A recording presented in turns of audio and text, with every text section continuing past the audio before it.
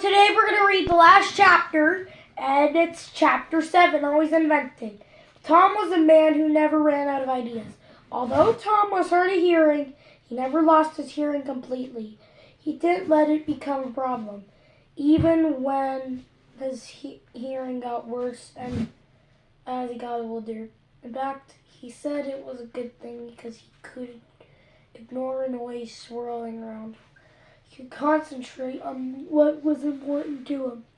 At one point, Tom was told that an operation might cure his deafness. He didn't want it, as he was not interested in buying a hearing aid. Tom found a way to work around his problem. He managed to listen to piano players try out for his phonograph recordings by bidding a material plate attached to the piano. This allowed him to hear the music through the vibrations traveling through his job. Was he listening, though, to his teeth? Through his teeth? So much is known about Tom's work because of the records he kept. Over 70 years of inventing, he filled 4,000 notebooks and wrote and drew over 3 million notes, letters, and sketches.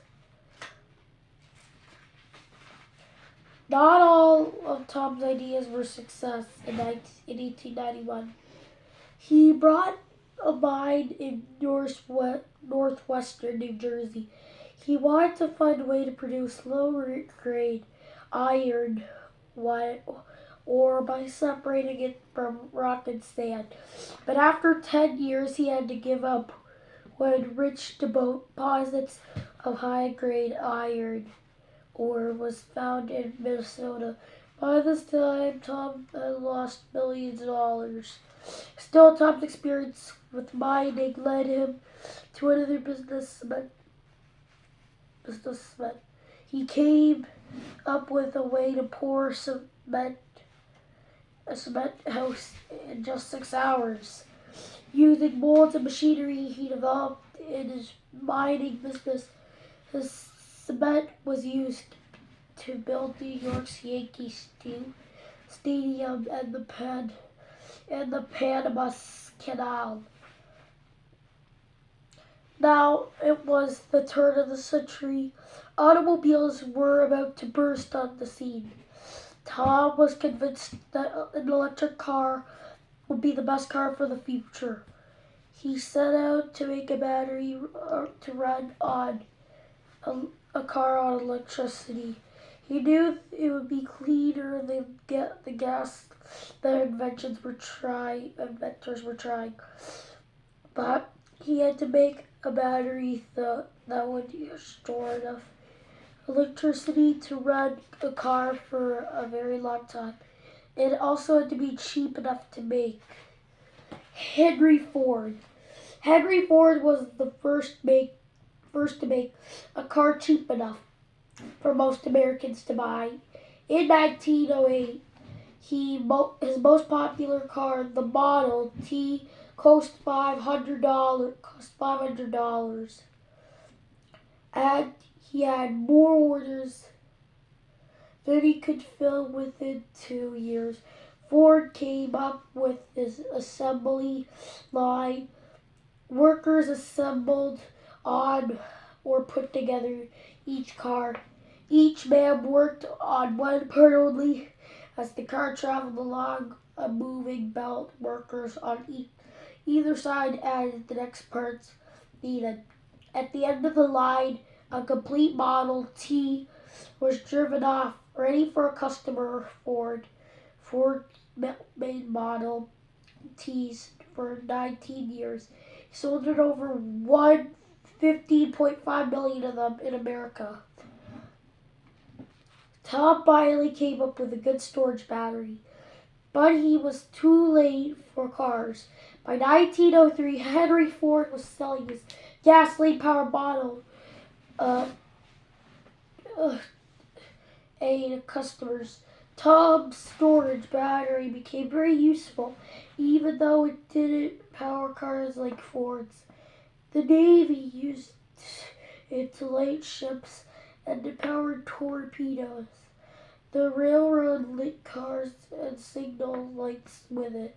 Some delivery trucks were powered by it, so we were there were the lights on coal miners. Helmets. Amazingly, the storage battery became his biggest money maker. Perhaps that surprised even Tom, who had once expected his photograph to grow up to be a big fellow and support me in my old age. Storage battery. With all the Tom's success seeds, he was always ready to move on to the next idea. The same was true of his failures. He didn't look back and complain, and he never gave up until he had tried every possibility. Tom once said, "You come across anything you don't understand, you don't rest until you run it down." Most fellas try a few things and then quit. I never quit until I find what I'm after. Tom worked in a time when many others were racing to think up and invent the next great idea. The world seemed alive with possibilities. Tom understood work. He liked it. He once said genius is 1% inspiration and 99% perspiration. Perseverance. Of genius, he said, sticking to it is the genius. In 1914, a fire raged though some of West George buildings, but even that did not discourage Tom. He started rebuilding immediately. But even Tom could be narrow-minded. He had nothing good to say about the radio. He was sure it wouldn't last. As Tom got older, he did stop working. There are photographs of Tom in his 70s still going to West George. When he was 65, he had a time clock installed. His workers punched in their cards to record the time they arrived and the time they left. So did Tom. Over the years, Tom received many awards. In the 1928, the U.S. Congress gave him a special medal for his lifetime of achievement. "I have accomplished all I promised," he said. During the last 15 years of Tom's life, he went on trips with his old friends, among them Henry Ford, tire maker Harvey Firestone, and naturalist John Burroughs. They traveled to the Edison Ford Burroughs first. Let's see how many pages there are. I think there's only two more pages. Great Smoky Mountains around New England to Michigan. They called their vacations together camping trips, but they were well taken care of by the helpers who pitched their tents, took care of their clothes, and cooked their meals. Tom and Mina spent their time at the vacation home Tom had built soon after their marriage. It was in Myers, Florida. Of course, in a laboratory during the last 2 years of his life. Tom suffered from a number of ailments, among them diabetes and a stomach ulcer, and his health declined. In August 1931, he collapsed at Lamont. He died on October 18th at the age of 84. Mina lived another 16 years. Tom's funeral on Wednesday, October 21st, was private.